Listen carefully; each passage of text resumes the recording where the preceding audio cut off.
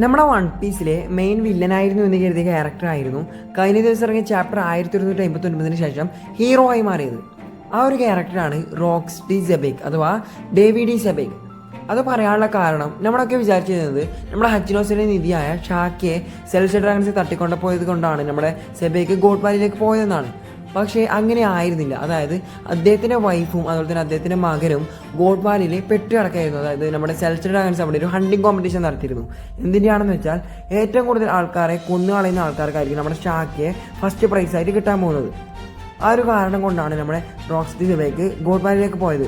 അതായത് അദ്ദേഹത്തിൻ്റെ വൈഫിനെയും അദ്ദേഹത്തിൻ്റെ മകനെയും രക്ഷിക്കാൻ വേണ്ടിയാണ് റോക്സ് ഡി സെബേക്ക് ഗോഡ് വാലിയിലേക്ക് പോയത്. പിന്നെ എനിക്ക് ഇതുവരെ മനസ്സിലാവാത്തത് എന്ത് കാരണം കൊണ്ടാണ് നമ്മുടെ ഗാർപ്പും റോജറും ചേർന്നിട്ട് നമ്മളെ സെബേക്കിനെ ഡിഫീറ്റ് ആക്കിയതാണ്. അതുപോലെ തന്നെ ഈ ഒരു കാര്യത്തെക്കുറിച്ച് നിങ്ങളുടെ അഭിപ്രായം എന്താണെന്ന് വെച്ചാൽ നിങ്ങൾ കമൻറ്റ് ബോക്സിൽ രേഖപ്പെടുത്തുക. അതുപോലെ തന്നെ എൻ്റെ ചാനൽ ആദ്യമായിട്ടാണ് സുഹൃത്തുക്കളാണെങ്കിൽ ചാനൽ സബ്സ്ക്രൈബ് ചെയ്ത് സപ്പോർട്ട് ചെയ്യുക.